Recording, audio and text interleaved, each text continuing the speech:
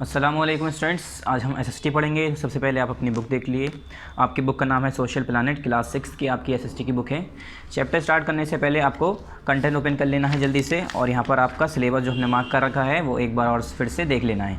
तो देखिए स्टूडेंट्स, हमने यहाँ पर आपको बता रखा है कि आपके चैप्टर्स क्या क्या हैं, कौन कौन से चैप्टर आपके एनुअल एग्ज़ाम में आएंगे। ठीक है स्टूडेंट्स, तो यहाँ देखिए, पिछली बार हमने आपको बता दिया था कि आपके कौन कौन से चैप्टर आने हैं।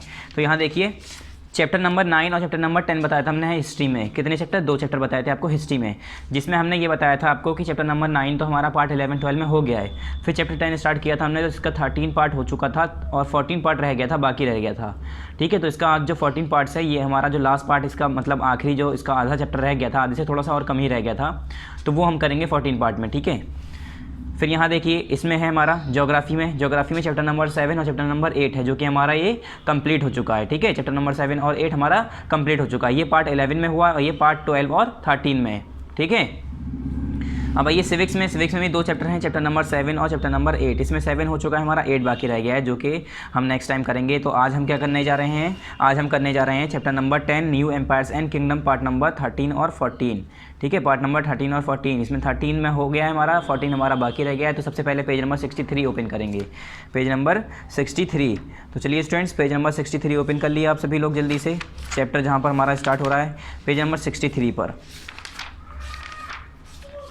ये देखिए स्टूडेंट्स, हमने यहाँ पर पेज नंबर 63 ओपन कर लिया है, आप भी इसे ओपन कर लिए। चैप्टर का नाम क्या है हमारे? चैप्टर नंबर 10 है। चैप्टर का नाम है हमारे न्यू एम्पायर्स एंड किंगडम्स। इसमें हमने जो है नए एम्पायर्स और किंगडम्स के बारे में पढ़ा था। ठीक है, यहाँ पर हमने बताया था कि आप पार्ट 13 लिख लिए, यहाँ पर डेट लिख लीजिएगा जिस दिन पार्ट 13 अपलोड होगा। ठीक है, ये सारी बातें तो हम पिछले पार्ट में बता चुके हैं, जब हमने चैप्टर नंबर 10 का पार्ट 13 पढ़ाया था। आज हम पढ़ने आ रहे हैं पार्ट 14। इसमें हमने पढ़ा क्या क्या था? इसमें हमने ये पढ़ा था गुप्ता एम्पायर के बारे में, गुप्ता डायनेस्टी के बारे में, कि गुप्ता डायनेस्टी में कौन कौन राजा थे, कितने राजा थे। ठीक है, कौन पावरफुल राजा था, कौन सबसे ताकतवर राजा था, ये सारी चीज़ें हमने इसमें पढ़ी थी। और फिर हमने यहाँ पर लास्ट में आके अभी बताते हैं हम, यहाँ पर पेज नंबर 66 पर यहाँ पर टॉप पर हमने एडमिनिस्ट्रेशन से पहले हमने कहा था, यहाँ पर आप लिख लिए पार्ट 13 कंप्लीटेड। कहाँ पर? इस जगह पर हमने बताया था, यहाँ पर आपका पार्ट 13 कंप्लीट हो चुका है। ठीक है, आपका पार्ट 13 यहाँ पर कंप्लीट हो चुका है। और हमने पिछली बार आपको लिखवाया था कि यहाँ पर आप लिख लिए पार्ट 13 कंप्लीटेड और यहाँ लिख लिए पार्ट 14 स्टार्टेड। तो आपने पिछली बार अगर पार्ट 13 की वीडियो देखी होगी तो आपने लिखा होगा, नहीं देखी है तो आप दोबारा लिख लिए इसे। ठीक है, एडमिनिस्ट्रेशन जो है यहाँ पर एडमिनिस्ट्रेशन सिस्टम हम यहाँ पर इसका देखेंगे, तो यहाँ से हमारा पार्ट 14 स्टार्ट हो रहा है, जो कि ये आज की हमारी वीडियो है। आज की हमारी कौन सी वीडियो है हमारी? ये पार्ट 13 की नहीं, पार्ट 14 की है, क्योंकि हम पार्ट 13 ऑलरेडी आपको पिछली बार पढ़ा चुके हैं। ठीक है, तो चलिए स्टार्ट करते हैं। Administration the administration was decentralise in South India. ये कह रहे हैं साउथ इंडिया की अगर बात करें, मतलब ईस्ट वेस्ट नॉर्थ साउथ, तो ये नीचे वाला जो हिस्सा है इंडिया का साउथ वाला हिस्सा, इस जगह पर जो एडमिनिस्ट्रेशन सिस्टम था, वहाँ पर एडमिनिस्ट्रेशन जो था वो डिसेंट्रलाइज था, मतलब सेंट्रलाइज नहीं था। ठीक है, village was the basic unit, और जो विलेज थे, जो गांव थे, उन्हें सबसे बेसिक यूनिट बता रखा था, सबसे छोटा unit. Agriculture was the main occupation, और लोगों का काम क्या था? मेन काम क्या था? खेती बाड़ी करना। Land revenue remained important for these rulers, और जितने भी ये राजा थे यहाँ के, मतलब एडमिनिस्ट्रेशन सिस्टम के अंदर बता रहे हैं, जो यहाँ के राजा थे जितने भी, उन लोगों के लिए लैंड रेवेन्यू, मतलब ज़मीन का जो कर्ज होता है, ज़मीन का जो टैक्स होता है, वो जो है राजाओं के लिए बहुत ज़्यादा इंपॉर्टेंट था, क्योंकि उससे ही काफ़ी उनकी इनकम होती थी। There were some new developments also, और कुछ नए डेवलपमेंट्स भी थे इनके पास, मतलब इन्होंने जो नए डेवलपमेंट किए थे, जैसे kings adopted a number of steps to win the support of man who either were powerful economically, socially और पॉलिटिकली और हैड मिलिट्री स्ट्रेंथ। क्या होता था? नए डेवलपमेंट क्या थे, नए तरीके क्या थे, नए पैतरे क्या थे इन लोगों के, कि जो राजा हुआ करते थे वो लोग क्या करते थे? नए नए स्टेप्स लिया करते थे, अलग अलग उन्होंने तरीके अपना रखे थे। किस लिए?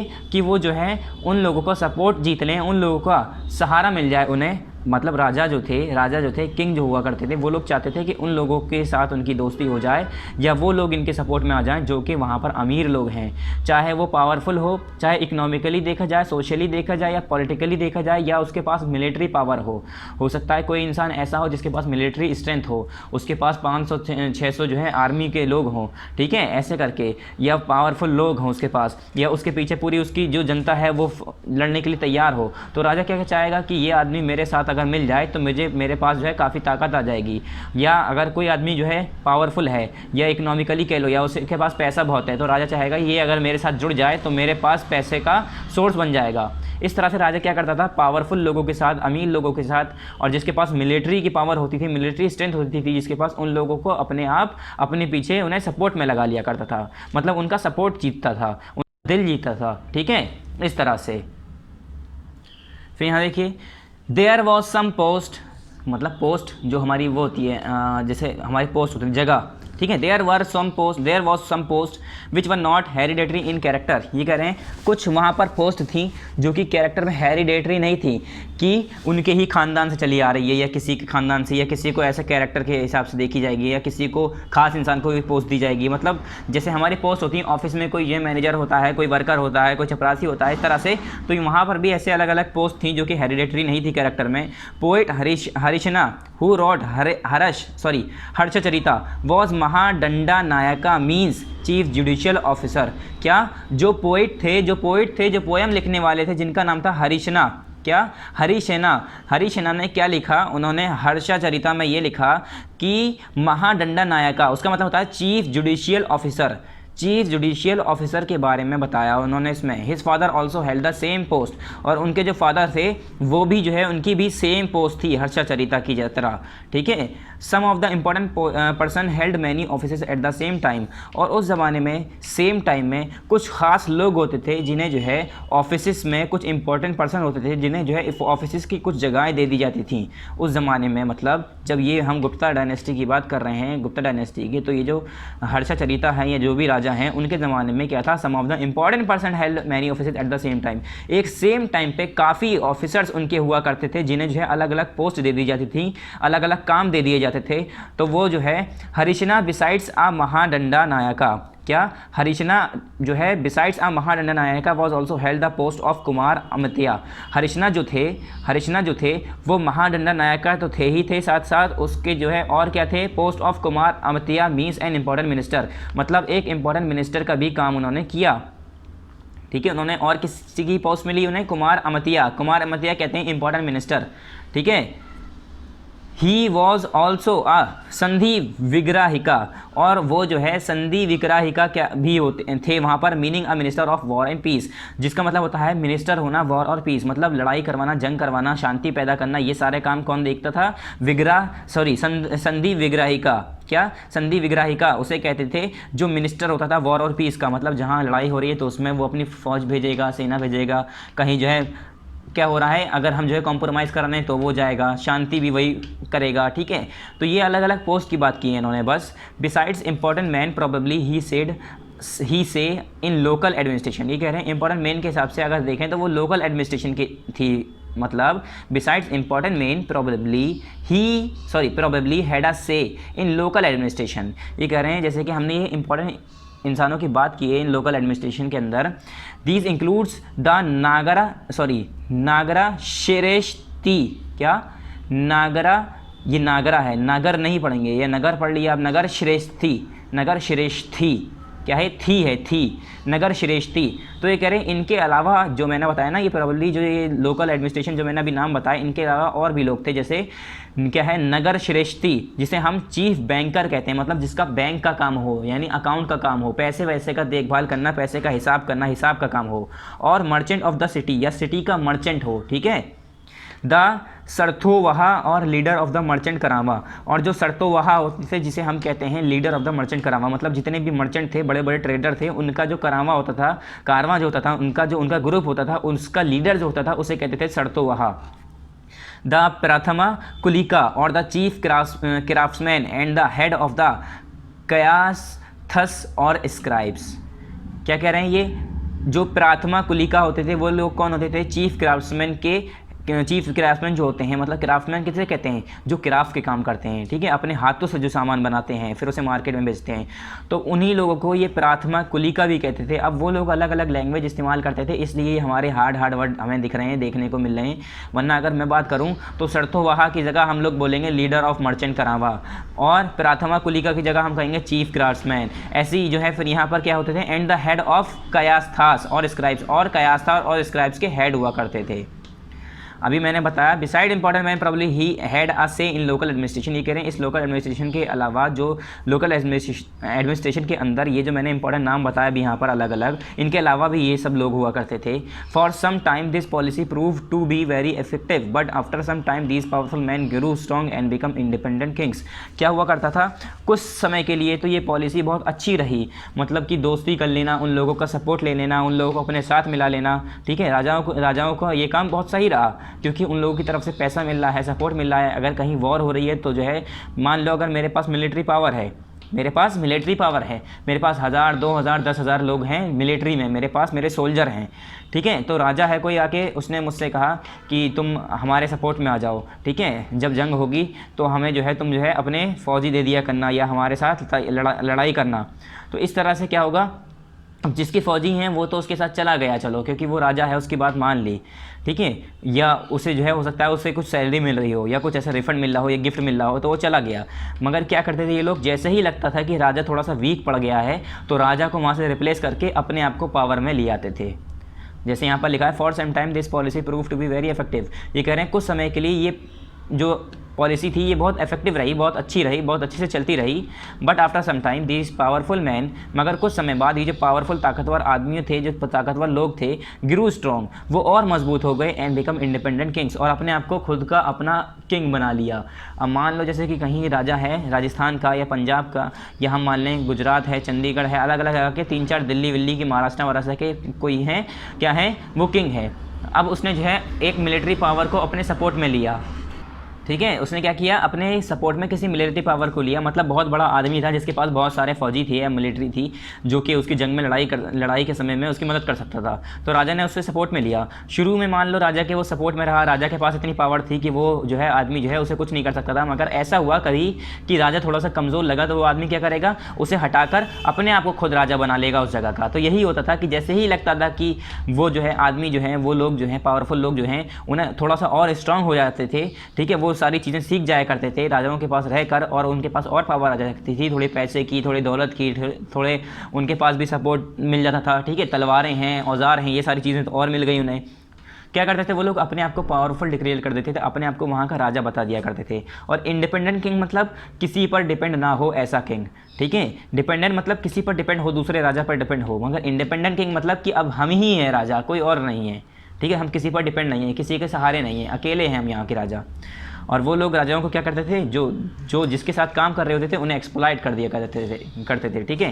A new kind of army, एक नई तरह की आर्मी की बात करेंगे, क्योंकि हमें पता है गुप्ता डायनेस्टी की हमने अभी शुरुआत में जब बात की थी पार्ट 13 में, तो हमने बताया था कि उन लोगों के अंदर एक चीज़ ये देखी गई थी कि वो साइंस, टेक्नोलॉजी, इंग्लिश, लिटरेचर, सारी चीज़ों में तरक्की लेके आए, और यहाँ तक कि उनकी आर्मी सिस्टम बहुत कर रहा था, बहुत तगड़ा आर्मी सिस्टम था, जिसकी वजह से वो हमेशा जीतते थे, ठीक है, उनसे फाइट करना इतना आसान नहीं था। As all is these kings were strong and powerful they maintain a big army, ये कह रहे हैं ये जो जितने भी सारे किंग थे वो ताकतवर और पावरफुल थे, क्यों, क्योंकि उन्होंने अपनी बिग आर्मी, बड़ी आर्मी मेंटेन कर रखी थी, मतलब उनकी फ़ौज बहुत बड़ी थी, जिसकी वजह से वो बहुत ताकतवर और पावरफुल थे, उन्हें हराना आसान नहीं था। फिर यहाँ पर है ह्यूनजैंग, ये जोनजैंग पढ़ते हैं, ये क्या जोनजैंग करके लिखा होता है, ये वैसे यहाँ पर ह्यूनजैंग लिखा है, ठीक है। Xuanzang describes Harsha as a kind hearted monarch. Xuanzang जो राइटर था एक, वो भी चाइना से ही आया था, ठीक है। तो वो जो है उसने क्या बताया, उसने हर्षा के बारे में, यानी हर्षा जो राजा था हर्षा, उसके बारे में बताया इन्होंने कि वो जो है एक काइंड हार्टेड मोनार्क था। मोनार्क कहते हैं राजा, ठीक है, मोनार्की सिस्टम जो हमारा राजाओं वाला किंग वाला सिस्टम होता है। तो काइंड हार्टेड मतलब अच्छे दिल वाला, ठीक है, अच्छे दिल का राजा, अच्छा राजा था वो। He wrote the king goes from place to place to punish the evil doers and reward the good. उसने ये बताया, किसने, ह्यूनजैंग जो है इन्होंने ये बताया, उन्होंने ये लिखा है अपनी किताबों में कि जो राजा था हर्षा, वो जो है खुद ब खुद जगह से जगह, अलग अलग जगह जाया करते थे, और जो गलत काम करते थे, जो बुरे काम करते थे उन्हें सज़ा दिया करते थे, जो अच्छे काम किया करते थे उन्हें वो रिवार्ड देते थे गुड को, अच्छे को, ठीक है। मतलब वो खुद ब खुद, ऐसा नहीं होता था कि अपने फौजी भेज दिए, कह दिया जाओ उसमें 10 कोड़े लगा के आओ और उसे जाओ 500 दीनार दे के आओ, ऐसे नहीं, वो खुद वहाँ पर जाके क्या करते थे, उन लोगों को सज़ा दिया करते थे, और ख़ुद ही उन लोगों को गिफ्ट दिया करते थे जो अच्छे होते थे, जो अच्छा काम करते थे। At the time of Xuanzang's visit, S आ गया कॉमा, यानी ह्यूनजैंग की visit. Harsha's army consist of 1 lakh cavalry and some 60,000 of elephants. ये कह रहे हैं जब हम उस ज़माने की बात करें जब ह्यूनजैंग जो है हर्षा के ज़माने में आया था घूमने। क्या? जब ह्यूनजैंग जो है, जब वो हर्षा जो राजा हर्षा था उसके ज़माने में जब वो आया था घूमने ह्यूनजैंग, तो उसमें ये बताया है हर्षा के बारे में ह्यूनजैंग ने ये बताया है कि उसके पास 1 लाख कावली थे। 1 लाख कावली कहते हैं जो पैदल चल के लड़ते हैं, जिनके हाथों में तलवार होती है, बिना घुड़सवार। कावली कैसे कहते हैं? पैदल सवारी, पैदल लड़ाकू। जो आपने देखा होगा कुछ घोड़े पे होते हैं, कुछ हाथी पे होते हैं, कुछ पैदल होते हैं। तो जो पैदल लड़ने वाले होते थे, जिनके बिना घोड़े वाले, वो लोग कितने थे? सिर्फ 1 लाख। अब 1 लाख आर्मी बहुत बड़ी आर्मी होती है, ठीक है, और सिर्फ साउथ इंडिया में, सिर्फ इतने से साउथ इंडिया में। साउथ इंडिया खैर बड़ा है, मगर 1 लाख होना उस ज़माने में बहुत बड़ी बात हो गई, ठीक है। आगे अभी अगर हम 1 लाख आर्मी लेके पहुँच जाएँ हमारे बॉर्डर पर ही, तो हम बॉर्डर पर ही भी जीत जाएंगे आराम से। और वो तो सिर्फ इंडिया के अंदर ही 1 लाख आर्मी थी। अभी 1 लाख आर्मी सिर्फ पैदल थी, जो पैदल चल के लड़ा करती थी।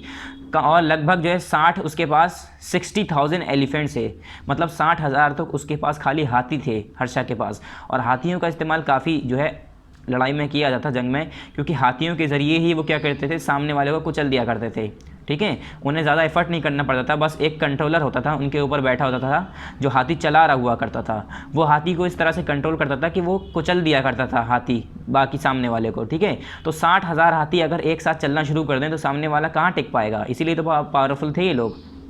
The well organise army of these kings maintain elephants, chariots, cavalry and foot soldier in their army, ठीक है। सॉरी, हमने कावली इसे बता दिया। कावली कहते हैं जो घुड़सवार होते हैं, जो घोड़े पर चल के लड़ते हैं, ठीक है। फुट सोल्जर मतलब जो पैदल चल के लड़ते हैं। चैरियट्स, ठीक है। एलिफेंट्स मतलब जो हमारे चैरियट्स होते हैं, कावली होते हैं, फुट सोल्जर होते हैं, ये सारी चीज़ें जो है इसके पास मेंटेन थी। इसी वजह से इसकी आर्मी वेल ऑर्गेनाइज आर्मी कही जाती है, बहुत बेहतरीन आर्मी कही जाती है, ठीक है। यही एक ऐसा राजा था कि इसके पास इतनी पावरफुल आर्मी थे। और गुप्ता डायनेस्टी के काफ़ी राजा जो थे, उन लोगों ने अपने आर्मी पर इसीलिए ध्यान दिया था कि जब हमारी पावर, मिलिट्री पावर मजबूत रहेगी तो हमसे लड़ने के लिए इतनी ताकत चाहिए कि हमें जो है वो हरा नहीं सकते जब तक, क्योंकि जब तक इतनी ताकत कहाँ से लाएगा कोई इतनी जल्दी कहाँ से 1 लाख आर्मी और 60,000 हाथियों की टक्कर लेने के लिए इतने सारे आदमी कहाँ से लाएगा? आदमी भी लाएगा तो उसके लिए फिर औजार चाहिए, तलवारें चाहिए, ठीक है, उसका पैसा चाहिए, जो कि इन लोगों के पास बहुत था। और इसी वजह से पैसे के चक्कर में ये लोग क्या करते थे? बड़े बड़े अमीर लोगों से दोस्ती किया करते थे, अपने साथ लिया करते थे उन्हें कि सपोर्ट मिल जाएगा पैसों का, ठीक है। बड़े बड़े लैंडलॉर्ड्स हैं, ज़मींदार हैं बड़े बड़े, उन लोगों का सपोर्ट लिया करते थे, क्योंकि उनसे जब टैक्स लिया करते थे ये लोग, तो वही टैक्स जो है अपनी आर्मी को मेनटेन करने के लिए वो लोग इस्तेमाल करते थे। Military leaders provided the king with troops when ever he needed them. क्या होता था? जो मिलिट्री लीडर होते थे वो क्या करते थे? राजाओं को क्या करते थे? वो ट्रूप्स अपनी सेना उन्हें दिया करते थे जब राजाओं को ज़रूरत पड़ती थी। मिलिट्री लीडर जो होते थे वो लोग अपनी सेना जो है राजाओं को पहुंचाया करते थे, जबकि राजाओं को जंग वंग होती थी, लड़ाई वड़ाई होती थी, वॉर होती थी, तब वो लोग क्या करते थे? जब ज़रूरत होती थी तो ये मिलिट्री लीडर उन्हें अपनी फ़ौज भेज दिया करते थे। However they were not paid officers. यहाँ तक के वो लोग पेड ऑफिसर्स नहीं थे, मतलब ऐसा नहीं था कि राजा ने उन्हें सैलरी दे रखी हो कि आप यहाँ पर रहिए, सारी सैलरी दे रहा हो, नहीं। But they receive grants of land, मगर उन्हें जो है ज़मीनों के जो है ग्रांट्स मिला करते थे, ठीक है। उन्हें जो है ज़मीनें मिला करती थी गिफ्ट्स में, उन्हें गिफ्ट्स मिला करते थे। ऐसा नहीं है कि जैसे हम बात करें कि हमारे इंडियन आर्मी है या कहीं की आर्मी है तो उसे सैलरी मिलती रहती है, तो उस ज़माने में क्या था? इन लोगों को सैलरी नहीं मिलती थी, बल्कि इन्हें एज अ गिफ्ट के तौर पर ज़मीनें मिल जाया करती थी। They collected revenue from the land and used this to maintain soldier and horses and provide equipments whenever needed। क्या होता था? ये लोग क्या करते थे? ये लोग जो है रेवेन्यू, ज़मीन से क्या करते थे? टैक्स लिया करते थे, टैक्स इकट्ठा करते थे और वही पैसा इस्तेमाल किया करते थे टैक्स का अपनी आर्मी को मेंटेन करने के लिए, सोल्जर को मेंटेन करने के लिए। अब सोल्जर लड़ने जा रहा है तो उसके हथियार होने चाहिए, उसके पास घोड़ा होना चाहिए जो तेज़ रफ्तार में दौड़ सके, ठीक है। सोल्जर के पास तलवारें होनी चाहिए, सोल्जर का खाने पीने का ध्यान, क्योंकि सोल्जर कमज़ोर होगा तो वो कैसे लड़ेगा। एंड हॉर्सेस, और घोड़ों का ख़रीदना, घोड़े अच्छे रखना, घोड़ों को तैयार करना, ठीक है। एंड प्रोवाइड इक्विपमेंट्स, और यहाँ तक कि औजार पहुँचाना, हथियार पहुँचाना, हथियार खरीदना वरीदना, इसके लिए पैसा चाहिए जब भी ज़रूरत हो। तो उसके लिए वो लोग क्या करते थे? रेवेन्यू जो है, जो टैक्स होता था ज़मीन का, वो इकट्ठा करते थे। These men were known as samantas. और इन लोगों को क्या कहा जाता है? इन लोगों को कहा जाता है samantas. Whenever the ruler was weak samantas try to become independent. और जब भी ऐसा लगता था कि राजा कमज़ोर हो गया है तो समांथाज क्या करते थे? अपने आप को इंडिपेंडेंट बना लिया करते थे, अपने आप को इंडिपेंडेंट करना चाहते थे। मतलब अभी तो वो राजा के कंट्रोल में है, क्या कर रहे हैं, वो राजा के कंट्रोल में है। चाहे वो राजा को सपोर्ट कर रहे हैं, हेल्प कर रहे हैं, मगर राजा तो राजा ही है। राजा भी एक हुक्म दे दे तो उन्हें भी काट दिया जाएगा, उन्हें भी जो है सज़ा दे दी जाएगी। उन्हें भी हो सकता है देश निकाला कर दिया जाए, मतलब उस जगह से भगा दिया जाए, या उन्हें भी फ़ाइन लगा दिया जाए, मगर वो भी राजा है। मगर जैसे ही उन्हें लगता था कि राजा अब तो कमज़ोर पड़ गया है, अब हम ज़्यादा पावरफुल हैं, क्योंकि मिलिट्री तो मिलिट्री होती है, उसे लड़ने का तरीका, लड़ने के लिए सारे सामान सब कुछ मौजूद है। अब मान लो 1 लाख में से 60,000 या 80,000 आर्मी जो है बाहर से आया, कोई बाहर से लेके आया, जो कि राजा को मिलिट्री जो लीडर होता है वो प्रोवाइड कर रहा है। मान लो जैसे मैंने बताया कि राजा क्या करते थे पुराने ज़माने में, मतलब इस ज़माने में जिसमें हम पढ़ रहे हैं अभी, जिसकी बात कर रहे हैं, वो लोग जो है पावरफुल लोगों से दोस्ती किया करते थे, उनका सपोर्ट लिया करते थे।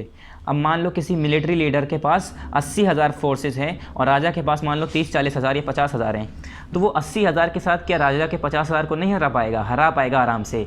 मगर राजा इतना पावरफुल, इतना अक्लमंद, इतना टैलेंटेड होता है कि उसे हराना आसान नहीं है, ठीक है। तो वो लोग क्या करते थे, अब राजा का हुक्म मान के वो उनके साथ, राजा के साथ आ जाया करते थे, और जब भी राजा कहता था राजा को, वो अपनी फोर्सेस भेजा करते थे राजा को सपोर्ट करने के लिए, उनकी मदद के लिए। मगर उन्हें जहाँ लगता था कि राजा अब तो कमज़ोर पड़ गया है, अब हम आराम से राजा को हटा सकते हैं, जीत सकते हैं, क्योंकि हमारे पास मिलिट्री पावर है, तो वो क्या करते थे, राजा को फ़ौरन ही हटाना चाहते थे और अपने आप को आज़ाद बनाना चाहते थे। आज़ाद मतलब ऐसा नहीं कि गुलामी कर रहे हो राजा की, आज़ाद मतलब ऐसे कि वहाँ पर राजा को हटा के अपना जो लीडर होता था मिलिट्री का, वो अपने आप को राजा बना दिया करता था, ठीक है। फिर आया assemblies in the south India. South India के अंदर जो असेंबलीज़ हुई थी उसकी बात करते हैं। The rural pattern of life is largely organise around land, still the most important source of wealth. ये कह रहे हैं जो रूलर पैटर्न था लाइफ का, वो लार्जली जो है कहाँ पर ऑर्गेनाइज था, अराउंड लैंड, मतलब ज़मीनों के चारों तरफ। हमें पता है हम लोग कहाँ रहते हैं, ज़मीनों के चारों तरफ ही रहते हैं, ज़मीनों के ऊपर ही रहते हैं। Still the most important source of wealth, जो कि अभी भी हमारा मोस्ट इंपॉर्टेंट सोर्स है वेल्थ का, ज़मीन का, आई मीन पैसों का, दौलत का। There were many local assemblies, ये कह रहे हैं वहाँ उस ज़माने में काफ़ी लोकल असेंबलीज़ हुआ करती थी या होती थी। देयर वॉज अ सभा, जिसे हम कहते हैं सभा यानी मीटिंग, द असेंबली ऑफ ब्राह्मण लैंड ओनर्स, जो ब्राह्मण लैंड ओनर्स होते थे, जो ब्राह्मण ज़मींदार होते थे, उन लोगों की एक असेंबली होती थी जिसे कहा जाता था सभा। These assemblies did not operate directly but they function through सब कमिटी। क्या ये जो असेंबली होती थी वो डायरेक्टली नहीं हुआ करती थी, उसमें जो है कुछ कमिटीज़, सब कमिटीज़ के ज़रिए छोटी छोटी कमिटीज़ बनती थी, ग्रुप बनते थे, उसके ज़रिए ये असेंबली हुआ करती थी, मीटिंग हुआ करती थी, ठीक है। यहाँ पर देखिए सभा लुक्ड आफ्टर, यहाँ पर सभा लुक्ड आफ्टर मतलब सभा जो है मीटिंग लुक्ड आफ्टर। उसके बाद यहाँ पर इरीगेशन, मतलब वो जो है मीटिंग जो होती थी उसमें किस चीज़ों पर बात हुआ करती थी, किस चीज़ों पर डिस्कशन हुआ करता था। तो इरीगेशन के ऊपर, एग्रीकल्चरल ऑपरेशंस के ऊपर, मतलब खेती बाड़ी से रिलेटेड सारे काम जो हैं उसके ऊपर बात हुआ करती थी। As well as making roads, road बनाना, लोकल टेम्पल, मंदिरों का बनाना, सड़कों का बनाना, ठीक है, टूटे फूटे जिनके घर हैं, जो गरीब हैं, उन लोगों के घरों को सही करना, ये सारे एक्सेट्रा आ गया इसमें, ठीक है। ये सारी चीज़ें उसमें मीटिंग में हुआ करती थी। UR was a village assembly, और जो UR था, UR इसे यहाँ पर अर लिखा हुआ है, अर, तो अर जो होता था या उर होता था, जो भी बोला करते थे वो लोग, अब वो लोग पता नहीं क्या बोलते थे, ठीक है। तो जो ये उर हुआ करता था, ये UR हुआ करता था, ये एक विलेज असेंबली होती थी, found in areas where the land owners were not Brahmins. ये वाली मीटिंग उस जगह पर हुआ करती थी जहाँ पर लैंड ओनर्स जो होते थे वो ब्राह्मण्स नहीं होते थे, मतलब जो ब्राह्मण्स लैंड ओनर्स होते थे, जो ब्राह्मण ज़मींदार होते थे, वो लोग जो अपनी मीटिंग करते थे उन्हें सभा कहते थे, और जो लैंड ओनर्स ब्राह्मण नहीं हुआ करते थे, वो लोग जो अपनी मीटिंग करते थे वो लोग उसे उर या UR कहा करते थे, ठीक है। Nagaram was an organization of merchants, और नागराम कौन था, ये जो है एक ऑर्गेनाइजेशन थी मर्चेंट्स की। मर्चेंट्स जो है बड़े बड़े कौन होते थे, बिजनेसमैन्स होते हैं, ठीक है। These assemblies were perhaps control by rich and powerful land owners and merchants. और ये जो असेंबली होती थी, ये जो मीटिंग हुआ करती थी, ये किसके कंट्रोल में हुआ करती थी, कौन चलाता था इन्हें, जो रिच, अमीर और पावरफुल, ताकतवर जो लैंड ओनर्स और ज़मींदार और जो मर्चेंट्स हुआ करते थे उनके कंट्रोल में रहती थी। Many of these assemblies continue to function for centuries, और ये कह रहे हैं काफ़ी तो इनमें से ऐसी असेंबलीज थी जो कि सेंचुरीज़ यानी एक सेंचुरी कहते हैं 100 साल की, 100 साल अगर हो गए तो हम कहेंगे एक सेंचुरी हो गई। तो ये कह रहे हैं काफ़ी सेंचुरीज़ तक ये असेंबलीज चलती रही, मतलब काफ़ी 100 साल तक चलती रही होगी ये असेंबली। मतलब एक ही असेंबली नहीं होगी, मतलब वो तरीका अपनाया होगा आगे वाले लोगों ने, तो वही कह रहे हैं कि वो असेंबलीज चलती रही, कंटिन्यू रही, ठीक है। अब जैसे हम लोग हैं, हम लोग जो है जो चीज़ कर रहे हैं वो चीज़ अगर हमारे आने वाले ज़माने के लोग कर रहे हैं तो हम ये कहेंगे वो लोग कंटिन्यू रख रहे हैं, ये नहीं कर रहे कि हम ही जो है 100 साल तक चला रहे हैं, ठीक है। वो असेंबली कंटिन्यू रही थी। अब वो लोग तो मरते गए होंगे ना, 100 साल से ज़्यादा थोड़ी ना जी लेगा एक इंसान, अगर मान लो 200 साल भी जी लिया तो उसका क्या हाल होगा। प्यूपिल इन द किंगडम्स, किंगडम्स के अंदर अलग अलग प्यूपिल्स की बात करेंगे अब। सम प्लेस परफॉर्म ड्यूरिंग, क्या some plays perform during those times give a glimpse of the lifes of ordinary people. ये करें कुछ प्लेस इसके अंदर परफॉर्म किए जाते थे। प्लेस मतलब, प्ले मतलब आपने देखा होगा प्ले, ठीक है, परफॉर्मेंस, जैसे आप नाटक देखते हैं, सीरियल देखते हैं, ठीक है, टीवी में मूवीज़ देखते हैं, इस तरह से प्ले आते हैं, प्ले प्रोग्राम, ठीक है। तो कुछ प्रोग्राम किए जाते थे उस ज़माने में, क्यों, क्या दिखाने के लिए, glimpses of lifes of ordinary people, जो ऑर्डिनरी नॉर्मल लोग बाग होते थे, जो जनता होती थी, उन लोगों की ग्लिम्सेस, ग्लिम्सेस कहते हैं झलक, उनकी ज़िंदगी की झलक दिखाने के लिए, उनकी ज़िंदगी के बारे में शो करने के लिए वो लोग क्या करते थे, एक प्रोग्राम करा करते थे, परफॉर्म किया करते थे प्रोग्राम, एक प्ले करा करते थे, नाटक किया करते थे, ठीक है, एक्टिंग किया करते थे। Kalidasa's plays depicted life in the king's court. और कालिदासा जो था, जो कालिदास था वो कौन था, एक बहुत बड़ा कौन था, पोइट थे वो, आपने सुने होंगे, उनके दोहे सुने होंगे, ठीक है। तो उन्होंने जो है प्लेस किए जिसमें जो है किंग्स के कोर्ट, यानी जो राजा था उसका जो कोर्ट था, उसका जो दरबार था, उसका जो किला था, उसके अंदर की चीज़ें दिखाई हैं, उसमें जाहिर की हैं। In his plays the king and most Brahmans were shown speaking Sanskrit. उनके प्लेस में क्या दिखाया जाता था कि ज़्यादातर जो राजा हैं और जो ब्राह्मण्स हैं वो लोग जो है क्या कर रहे हैं, संस्कृत बोल रहे हैं। While ordinary women and man use the Prakrit language, और उसमें ये दिखाते थे वो कि जो ऑर्डिनरी नॉर्मल लोग बाग हैं, जो जनता है, उसमें आदमी हो या औरत हो, वो क्या यूज़ कर रहे हैं, वो प्राकृत लैंग्वेज बोल रहे हैं, ठीक है।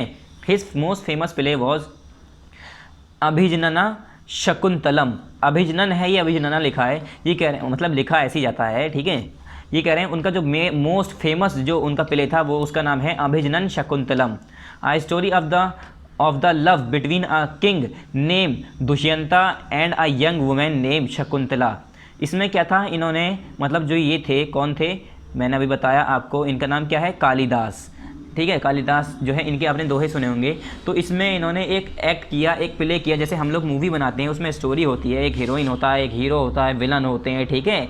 उसमें जो टास्क होते हैं कि वहाँ एक्सीडेंट हो रहा है, ये हो रहा है, वो हो रहा है, तो लिखते हैं, लिखने वाला तो कोई ना कोई होता है ना, तभी उसे फिर हम एक्टिंग करके दिखाते हैं। तो कालिदास की सबसे फेमस प्ले था, उसका नाम था अभिजनन शकुंतलम। क्या, अभिजनन शकुंतलम। उसमें उन्होंने किसके बारे में बताया है, इसमें इन्होंने दो लोगों के बारे में बताया है। किसके बारे में, एक राजा था दुष्यंत, क्या, दुष्यंत, और एक जवान औरत थी जिसका नाम था शकुंतला। उन दोनों के लव के बारे में बताया है, ठीक है, उन दोनों के मोहब्बत के बारे में बताया है। एक क्या नाम था उसका, एक राजा था दुष्यंत और एक यंग लेडी थी जिनका नाम था शकुंतलम। यंग मतलब जवान, ठीक है, जो नॉर्मल एज होती है 23-24 की, ठीक है। फाहीन, फाहीन कौन था, ये भी चाइनीज़ पिलग्रिम था जो कि चाइना से आया था। इसने भी क्या किया, राजाओं के बारे में लिखा है, ये भी एक राइटर था, ठीक है। Fahien the Chinese pilgrim mention some people who were treated as untouchables by ruling classes. ये कह रहे हैं जो फाहीन था उसने क्या बताया, उसने काफ़ी चीज़ें मेंशन की हैं, किन लोगों के बारे में, जो अनटचेबल्स लोग थे, उन लोगों के बारे में बताया है कि वो लोग जो है, काफ़ी लोग ऐसे थे, मतलब फाहीन जो था उसने ये बताया कि कुछ लोग ऐसे थे जिन्हें जो है राजा जो होते थे या रूलिंग क्लास होती थी, जो अमीर क्लास होती थी, जो मर्चेंट्स हैं, ट्रेडर्स हैं बड़े बड़े, ठीक है, लैंडलॉर्ड्स हैं, ब्राह्मण्स हैं, उन लोगों के ज़रिए वो लोग जो है अनटचेबल्स माने जाते थे। मतलब फाहीन ने ये बताया कि वहाँ पर जो है अनटचेबिलिटी भी थी, जहाँ पर लोग बाग जो है, अमीर लोग जो हैं गरीब लोगों को, नीचे लोगों को क्या करते थे, अनटचेबल्स ट्रीट करते थे, ठीक है।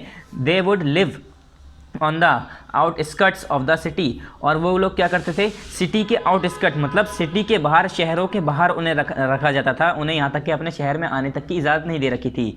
ये कौन बता रहा है, फाहीन बता रहा है। यानी इतनी पावर होने के बाद, इतनी समझ होने के बाद, इतनी अकल होने के बाद भी कुछ लोग वहाँ पर ऐसे अब भी मौजूद थे जो है अछूत वाली बात, छुआछूत वाली चीज़ें कर रहे थे कि अरे ये तो गरीब है, अरे ये तो वहाँ पर कचरा साफ़ करता है, ये हमारे घर को छू लेगा तो हमारा घर अशुद्ध हो जाएगा, हमारे घर में एंटर नहीं कर सकता, हमारा घर क्या हो जाएगा, गंदा हो जाएगा। तो इस तरह से ये लोग, सारी चीज़ें इनके दिमाग में तब भी थी। They were expected to maintain distance from other people in public places and were mostly debarred from entering places of worship. क्या होता था, उन लोगों को जो है सिटी के बाहर रखा जाता था, सिटी के बाहर, और उन्हें जो है लोगों से, नॉर्मल लोगों से, अदर पीपल से ये कहा जाता था कि पब्लिक प्लेसेस में आप दूर दूर रहिए, हमारे करीब मत आइए। और जो है उन्हें जो है ज़्यादातर जो है डिबेट किया जाता था, किससे, कि वो जो है वर्शिप करने के लिए, पूजा करने के लिए, मंदिर में इबादत करने के लिए नहीं जा सकते। ये सारी चीज़ें थी, ठीक है। The Chinese pilgrim Fahien wrote about the plight of untouchables and Banabhatta writer about how the king would travel with his army. ये राइट है बच्चों, ये राइटर नहीं है, राइट्स, ठीक है, ऐसा यहाँ पर।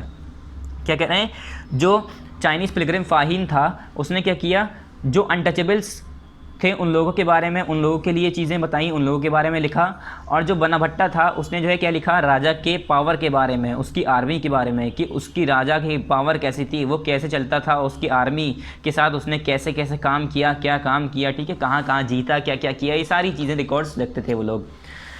अब आइए इसकी एक्सरसाइज पर, ठीक है, तो 1 बाय 1 इसकी एक्सरसाइज करेंगे। पहला क्या है, चूज़ द करेक्ट आंसर। क्या, चूज़ द करेक्ट आंसर, तो ये तो हमें बुक में ही करना होता है, ठीक है, तो हम इसे बुक में ही करेंगे। तो देखिए पहला क्या है, मतलब एक्सरसाइज ओ ए है, इस पर फर्स्ट है question, who was the father of Chandragupta second. ये कह रहे हैं चंद्रगुप्त सेकंड का फादर कौन था, क्या, चंद्रगुप्त सेकंड का बाप कौन था। तो मैंने बताया सबसे पहले चंद्रगुप्त फर्स्ट, उसका बेटा समुद्रगुप्ता और उसका बेटा चंद्रगुप्त सेकंड। तो चंद्रगुप्त सेकंड का फादर कौन हुआ, समुद्रगुप्ता, कौन, समुद्रगुप्त, ठीक है। इसने फिर जो है अपने पिताजी के नाम पे रख दिया होगा नाम, बस इतना था, उनका नाम चंद्रगुप्त फर्स्ट था तो इनका नाम चंद्रगुप्त सेकंड पड़ गया, ठीक है। तो फादर कौन था चंद्रगुप्त सेकंड का, ऑप्शन नंबर सी, समुद्रगुप्ता, ठीक है, समुद्रगुप्ता जो हैं ये इनके फादर थे। इस पर टिक लगा दिया आप यहाँ पर, ऑप्शन नंबर सी पर आप टिक लगा दिए। उसके बाद 2 क्या है, who was the first ruler of Gupta dynasty to adopt the grand title of Maharaja धीरज।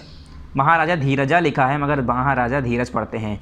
ये बताइए वो कौन सा राजा था, वो कौन सा पहला राजा था गुप्ता डायनेस्टी का जिसे जो है एक टाइटल मिला था महाराजा धीरज का, महाराजा धीरज का। तो वो कौन था, वो था चंद्रगुप्त सेकंड, क्योंकि ये बहुत पावरफुल, बहुत अक्लमंद, बहुत टैलेंटेड था। इससे जो है हराना इतना आसान नहीं था, लोग बाग इसे हरा नहीं पाते थे। ये बहुत सारी, इसने अपनी पावर से बहुत सारे लोगों को हराया, बहुत सारे राजाओं को हराया और अपने राजधानी को, अपनी जो जगह थी उसे भी बढ़ाया, एक्सपेंड किया। तो कौन था वो, चंद्रगुप्त सेकंड। तो आप इस पर टिक कर दिए, सेकंड का हो गया बी, ठीक है, सेकंड का बी। इस पर टिक करने के बाद next page, page number 68, page number 68 third देखिए, who was the court poet of Samudragupta. ये कह रहे हैं समुद्रगुप्ता का कोर्ट पोइट कौन था, समुद्रगुप्ता जो था उसका कोर्ट पोइट कौन था, हरिश्चंद्र था, कालिदास था, बनभट्टा था या आर्यभट्टा था। तो आर्यभट्टा नहीं था, कौन था, हरिश्चंद्र था। हरिश्चंद्र कोर्ट पोइट था इसका, जो इसके कोर्ट में रहता था, इसके किले में रहता था, इसके दरबार में रहता था और पोएम लिखा करता था, पोइट था, ठीक है। तो यहाँ पर लिख दिए, इस पर टिक कर दिए सी पर। थर्ड का क्या हो गया, थर्ड का हो गया हमारा सी, तो आप इस पर टिक कर दिए, ठीक है। फिर fourth, who was Kalidasa. Kalidasa कौन था, पोएट था, एक एस्ट्रोनॉमर था, मर्चेंट था, साइंटिस्ट था। तो कालिदास कौन थे, कालिदास एक पोएट थे, कहानी लिखते थे, ठीक है, कहानी, पोएम, पोएम लिखा करते थे। फिर fifth, biography written by Banabhatta in Sanskrit was called. ये करें जो बायोग्राफी लिखी थी बनभट्टा ने संस्कृत में, वो उसे क्या कहा जाता है, उन्होंने हर्षा के बारे में लिखा था, राजा हर्षा के बारे में, और उसका नाम था हर्षाचरिता। क्या नाम था उसका, हर्षाचरिता। उसमें हर्षा की लाइफ के बारे में लिखा था इन्होंने, किसने, बनभट्टा ने। तो इसका हो गया ऑप्शन नंबर सी, इस पर आप टिक कर दिए। फिर है नेक्स्ट यहाँ पर, right short notes on the following. इसके ऊपर हमें नोट्स लिखने हैं, ठीक है। तो ये हमें करना नहीं है, इसलिए हमने ये करा नहीं है, ठीक है, इसे आप हटा दिए, ये नहीं करना है आपको। सी है यहाँ पर, give example of the following, इसकी एग्जाम्पल बतानी है, ठीक है हमें। तो यहाँ पर पहला है states conquered by Chandragupta. Chandragupta जो था, तो चंद्रगुप्त के ज़रिए जो है स्टेट कॉन्कर्ड किया गया हो, जो मतलब सिंपल सी बात है, जो जगह, जो हिस्सा उसने अपने कब्जे में लिया हो, हासिल किया हो, तो वो कौन सी जगह थी, बिहार।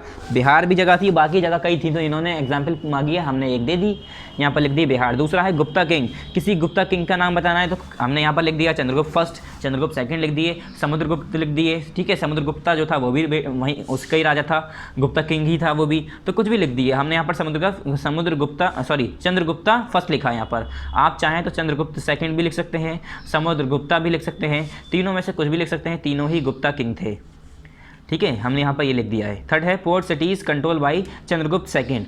चंद्रगुप्त सेकंड के ज़रिए कौन सा ऐसा पोर्ट सिटीज़ था जो कि उसने कंट्रोल कर रखा था, उसका नाम बताना है। तो कोई भी एक बता दिया, हमने यहाँ पर लिखा है उज्जैन। पोर्ट सिटीज़ मतलब वो सिटीज़, वो शहर जहाँ पर पोर्ट्स हों। पोर्ट्स मतलब जहाँ पर हमारे जहाज़, पानी के जहाज़ खड़े होते हैं, जहाँ पर जैसे हमारा एयरपोर्ट होता है वैसे ही हमारा क्या होता है, पोर्ट होता है, सी पोर्ट। फिर आया फिफ्थ, नवरत्नाज। नवरत्नाज में से एक कौन था, विक्रमादित्य। इन लोगों के नवरत्नाज में से ही ये लोग थे, ठीक है।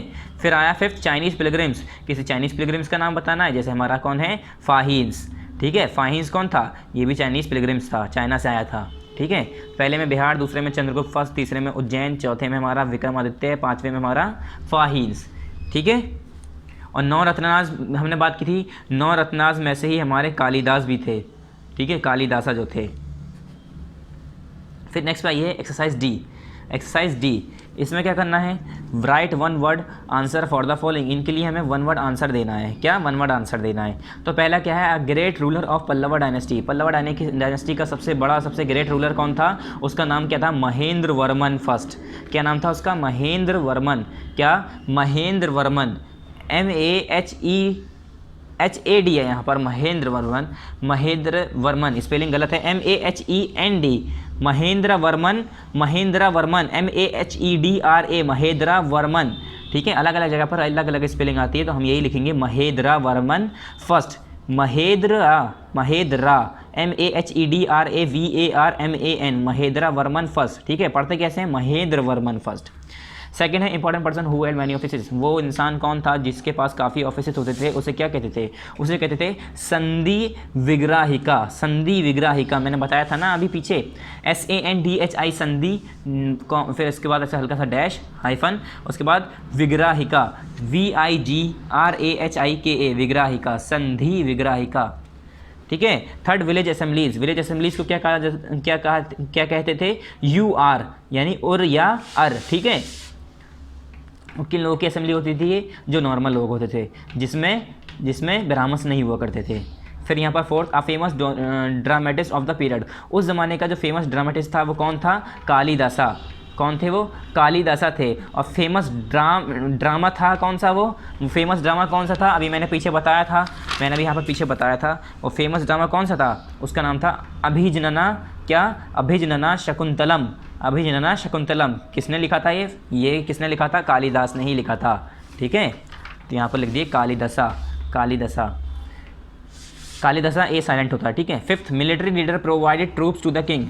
जो मिलिट्री लीडर होते थे, जो लोग किंग्स को ट्रूप्स अपनी यानी फ़ौज प्रोवाइड करते थे, उन्हें क्या कहते थे? उन्हें हम कहते थे समांताज। क्या? समांताज क्या कहा जाता था उन्हें। ठीक है, मैंने ये भी बताया था अभी आपको पीछे, देखिए यहाँ पर देखिए, ये रहा।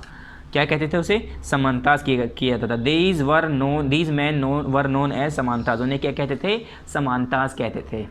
ठीक है, ये हो गया हमारा। उसके बाद आ जाइए इसकी एक्सरसाइज ई पर, जो कि हमें हर बार की तरह किस में करनी होती है? कॉपी में करनी होती है। तो यहाँ पर हम साफ साफ लिख देंगे इन कॉपी। ठीक है स्टूडेंट्स, तो क्वेश्चन नंबर फर्स्ट देखिए इसका, what changes do you find in the army during Gupta's time. ये कह रहे हैं क्या क्या चेंजेस आपको मिले थे गुप्ता के पीरियड में, गुप्ता के टाइम में आपको आर्मी में क्या क्या फ़र्क मिला था। पेज नंबर 66 पर है, पेज नंबर 66 पर। तो यहाँ पर देखिए क्वेश्चन नंबर कौन सा है? क्वेश्चन नंबर है फर्स्ट, एक्सरसाइज ई। ठीक है, question number first exercise E. तो ये है हमारा आंसर। देखिए, a new king of army, new kind of army में देखिए, as all is these kings were strong and powerful they maintain a big army. उसके बाद यहाँ तक, ये मैंने पूरी लाइन कर रखी, यहाँ तक करने के बाद यहाँ से, Harsha's army consist of 1 lakh cavalry and some 60,000 of elephants. The well organise army of these kings maintain elephant, chariots, cavalry and foot soldiers in their army. यहाँ तक के बाद फुल स्टॉप करने के बाद यहाँ पर, military leader provided the king with troops when ever he needed them. However, they were not paid officer, but they received grants of land. They collected revenue from the land and used this to maintain soldiers and horses, and provide equipments whenever needed. These men were known as samanthas. ठीक है, इन लोगों को क्या कहा जाता था? समांथास। तो यहाँ तक आपका आंसर नंबर फर्स्ट है। एक्सरसाइज भी मैं यहाँ पर लिख देता हूँ। एक्सरसाइज कौन सी है? एक्सरसाइज है ई। एक्सरसाइज है ई। कौन सी एक्सरसाइज है? ई। ठीक है, आंसर नंबर फर्स्ट एक्सरसाइज ई। ये आंसर नंबर 1 लिखा है बच्चों। ठीक है, ये आंसर नंबर 1 है हमारा, मैंने डार्क कर दिया, अब आपको नज़र आ रहा होगा, पेज नंबर 66। ठीक है, चलिए वापस आ जाइए क्वेश्चन नंबर 2 पर। क्वेश्चन नंबर 2 क्या है? What were the new administrative arrangement made during this period. कौन सा नया एडमिनिस्ट्रेटिव अरेंजमेंट बनाया गया था इस पीरियड में? तो इसका आंसर आपको दिखाते हैं, वैसे करना नहीं है। ठीक है, ये है हमारा नया एडमिनिस्ट्रेटिव अरेंजमेंट। ठीक है, ये है हमारा, और ये देख के आपको पता चल गया होगा कि हमने क्यों कटवाया है, क्योंकि इतना बड़ा है कि आप जो है इसे रटते रटते थक जाएंगे। ठीक है, हाँ, अगर आप चाहें तो समझ के अपनी लैंग्वेज में लिख सकते हैं, मगर ये इतना बड़ा है इसलिए हमने कटवा दिया है। क्वेश्चन नंबर 3 आप 2 ये वाला कट कर दिए। 3 पर आ जाइए। List 3 authors who wrote about Harsha Vardhana, what information did they provide on him. ये कह रहे हैं तीन ऑथर के नाम बताओ, 3 लेखक के नाम बताओ जिसने हर्षवर्धना के बारे में, यानी हर्षा जो राजा था उसके बारे में लिखा हो, और क्या लिखा था ये भी बताना है। ठीक है, क्या कि उसने क्या लिखा था उन तीनों ने। अब यहाँ देखिए हमने ये कॉपी में कर रखा है इसका आंसर, क्योंकि आपकी बुक में है नहीं। देखिए पार्ट नंबर 13 चैप्टर नंबर 10, क्योंकि पार्ट 13 14 में है तो यहाँ पर आप 14 भी लिख लीजिएगा। ठीक है, कितने में है, 2 पार्ट में है ना, तो 14 भी लिख दिएगा। फिर उसके बाद new empires and kingdoms underline कर दिया तीनों को, यहाँ पर डेट लिख दिएगा जिस दिन ये वीडियो अपलोड होगी। फिर exercise E answer this question in detail, heading डालकर क्वेश्चन नंबर 1 कर लिएगा, 2 करना नहीं है। फिर 3 यहाँ पर क्वेश्चन लिख के आंसर लिखिएगा। मेरा मकसद आपको बस आंसर दिखाना है, क्वेश्चन आंसर करने का तरीका तो आपको आता ही है। तो आंसर क्या है इसका, 3 ऑथर्स, क्या 3 authors I mean authors who wrote about Harshavardhana were, पहला कौन था, यून टी सैंग, यून टी सैंग यानी योन जैंग पढ़ते हैं इसे, क्या पढ़ते हैं, जॉन जैंग लिखा है ये, योन जैंग, क्या जॉन जैंग, योन जैंग। ठीक है, दूसरा कौन था, बना भट्टा था, और तीसरा वो खुद था, ही हिमसेल्फ रिटन सम बुक्स, और यहाँ तक कि वो खुद था जिसने अपने बारे में लिखा। 3 राइटर कौन थे, एक यून जैंग, एक बना भट्टा, एक वो खुद जो अपने बारे में खुद लिखा करता था। ठीक है, पहला यहाँ पर है बना भट्टा was a poet in Raja Harshavardhana court, बना भट्टा जो है वो पोइट था राजा हर्षवर्धना कोर्ट का, राजा हर्षवर्धन जो था, राजा हर्षवर्धन जो था उसके कोर्ट, उसके किले का कौन था, वो एक पोइट था। He wrote a detail account of events which led to the rise of the power of Harshavardhana, उसने जो है उस इवेंट्स के बारे में डिटेल रिकॉर्ड्स लिखा है जिसमें ये बताया जाता है कि हर्षवर्धना जो है कैसे पावर में आया, कैसे ताकतवर बना, कैसे कैसे उसने जगहों को घेरा, कैसे कैसे राजाओं को हराया, कैसे कैसे अपनी ताकत को फैलाया, ये सारी चीज़ें बना भट्टा ने लिखा है। फिर आए योन जैंग वॉज अ चाइनीज़ पिलग्रिम, ये चाइनीज़ पिलग्रिमेज थे, who visited Raja Harshavardhana court and वो रॉट अ बुक शायुकी, क्या शायुकी, और ये जो है राजा हर्षवर्धना कोर्ट में आए और इन्होंने एक बुक लिखी शायुकी। ठीक है, इसमें भी राजा के बारे में ही तारीफ़ थी, राजा की तारीफ़ ही लिखी थी इन्होंने। ये हो गया हमारा क्वेश्चन नंबर 3 का आंसर, यहाँ से लेकर आपका यहाँ तक आंसर नंबर 3, आंसर नंबर 3 यहाँ से लेकर आपका यहाँ तक। ठीक है, अब क्वेश्चन नंबर 4 देखते हैं। चलिए पहले क्वेश्चन दिखा देता हूँ आपको, ये भी मैंने बुक में की जगह कॉपी में ही कर रखा है। ये भी हो गया हमारा, ये भी हो गया। अब ये वाला देखते हैं, why do you think the Gupta period is also popularly known as the golden age of India. ये कह रहे हैं आपको ऐसा क्यों लगता है जो गुप्ता पीरियड था उसे जो है गोल्डन एज कहा जाता था इंडिया का, उसे पॉपुलरली होना चाहिए था, ये पॉपुलरली कह रहे हैं। ठीक है, पॉपुलरली, स्पेलिंग बहुत मिस्टेक होती है इसमें बुक में। ठीक है, तो बताइए कि गुप्ता के पीरियड को गोल्डन एज ऑफ इंडिया क्यों कहा जाता था। तो यहाँ पर देखिए इसका आंसर लिखा है मैंने। फिर आंसर नंबर 3 उतारने के बाद, पूरा आंसर नंबर 3 उतारने के बाद एक लाइन छोड़ के क्वेश्चन नंबर 4 उतारिएगा, उसके बाद आंसर नंबर 4 ये रहा। This period became known as the golden age of India because it was marked by extensive inventions, क्योंकि इसमें जो है एक्सटेंसिव इन्वेंशंस हुए एंड डिस्कवरीज इन साइंस, और साइंस के अंदर अलग अलग डिस्कवरीज हुई, टेक्नोलॉजीज़ बढ़ी, इंजीनियरिंग बढ़ी, आर्ट बढ़ी, लिटरेचर आई, लॉजिक लगे अलग अलग, मैथमेटिक्स आई इसके अंदर, एस्ट्रोनॉमी भी आई, रिलीजन और फिलोसफी भी आई, ये सारी चीज़ें इसके अंदर क्या हुई थी, डेवलप हुई थी। इस वजह से इसे जो है क्या कहा जाता है, golden age of India. India के अंदर इसके ज़माने में, इस पीरियड के अंदर बहुत ज़्यादा एडवांसमेंट हुई थी, बहुत ज़्यादा टेक्नोलॉजी में बढ़ोतरी हुई थी, जिसकी वजह से इसे गोल्डन एज कहा जाता है। तो यहाँ से लेकर ये आंसर नंबर 4 हो गया, यहाँ से लेकर पूरा यहाँ तक। ठीक है, यहाँ पर आंसर नंबर 4 कंप्लीट हो गया। अब next question, right brief about, क्या राइट ब्रीफली अबाउट समुद्रगुप्तास पिराहस्तीज, क्या समुद्रगुप्ता जो था उसके पिराहस्ती के बारे में, पिराहस्ती के बारे में, क्या प्राशस्ती लिखा है, प्रशस्ति। ठीक है, प्रशस्ति के बारे में लिखना है। क्वेश्चन नंबर 5 ये भी हमारा कॉपी में ही हो रहा है। ठीक है, बुक में आपके ज़्यादा दिया नहीं है।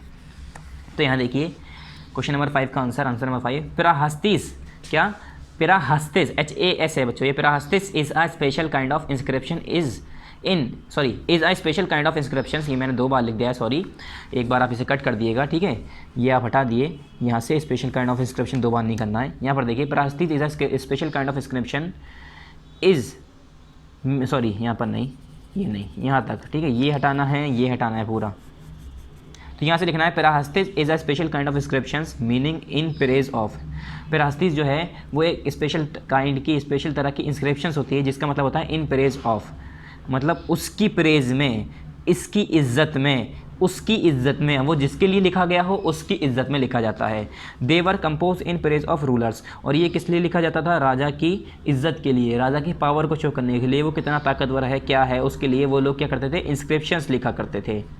N important example is a prashasti of Samudragupta, और एक इम्पॉर्टेंट एग्जाम्पल बताई गई है जो कि एग्जाम्पल है किसकी? समुद्रगुप्ता की प्रास्ती की, यानी समुद्रगुप्ता की जो है प्रास्ती भी लिखी गई थी, जिसमें क्या करते हैं वो क्या करते हैं? समुद्रगुप्ता की प्रास्ती में क्या लिखा गया होगा? समुद्रगुप्ता की पावर के बारे में, उनकी पावर के बारे में कि वो कितने ताकतवर राजा थे, ये थे, वो थे, ठीक है। It is a poem in Sanskrit, इसमें क्या होता है? ये एक पोएम होती है संस्कृत में, composed by his court poet Harishena, और जो किसके ज़रिए लिखी गई थी? उसका कोर्ट पोइट था, किसका कोर्ट पोइट? किसका कोर्ट पोइट? समुद्रगुप्ता का, जिसका नाम था हरिशना। मेयरली 1700 ईयर्स अगो, कब? 1700 साल पहले ये लिखी गई थी, ठीक है। ठीक है स्टूडेंट्स, ये हो गया समुद्रगुप्ता जो प्रतिष्ठा थी, समुद्रगुप्ता जो थे उनके बारे में लिखा था इन्होंने, ठीक है। तो यहाँ पर आंसर नंबर हमारा 5 हो गया। दोबारा देख लिए, prashasti is a special kind of inscriptions meaning in praise of, they were composed in praise of rulers, an important example is a prashasti of Samudrugupta. It is a poem of Sanskrit in a Sanskrit composed by his court poet Harishana nearly 1700 year ago. यहाँ पर हमारा क्या हो गया बच्चों? यहाँ पर हो गया हमारा एक्सरसाइज कंप्लीट, ठीक है। तो यहाँ पर लास्ट काम क्या है आपका? हर बार की तरह यहाँ पर आप साफ साफ लिख लीजिएगा, मैं तो ऐसे लिख दे रहा हूँ, ठीक है। एनुअल कोर्स कंप्लीटेड, हिस्ट्री का आपका एनुअल का कोर्स कंप्लीट हो गया है स्टूडेंट, ठीक है। यहाँ पर हमारा एनुअल कोर्स कंप्लीट हो गया। तो जब आप पूरी एक्सरसाइज कर लें तब लिखिएगा, और कॉपी में तो लिखने के बाद एक काम और रह गया है, बुक में भी लिखना। तो यहाँ पर भी लिख लीजिएगा आप साफ साफ, एनुअल कोर्स कंप्लीटेड, ठीक है स्टूडेंट्स। यहाँ पर आप लोग मेंशन कर दिए अपनी बुक में कि आपका एनुअल का कोर्स कंप्लीट हो चुका है, ठीक है। अब इसके चलिए कंटेंट पे आइए जल्दी से। यहाँ देखिए स्टूडेंट्स, हमने बताया था आपको कि इसमें 2 चैप्टर हैं, चैप्टर 19 चैप्टर 9 और चैप्टर 10। चैप्टर 9 हमने पार्ट 11-12 में करा, चैप्टर 10 जो है हमने पार्ट 13 और 14 में किया है। ये हमारा दोनों ही कंप्लीट हो गया है। चैप्टर 10 हमने कराया है खाली, 11 हमारा आएगा नहीं। तो ये दोनों चैप्टर आप तैयार कर लिएगा एनुअल के लिए, ठीक है स्टूडेंट्स। नेक्स्ट टाइम अब हम हमारा जो ज्योग्राफी या सिविक्स जो भी बाकी रह गया वो करेंगे। So thank you very much students, जितना हमने करा दिया हिस्ट्री में काम वो आप कंप्लीट कर लिएगा। अस्सलाम वालेकुम।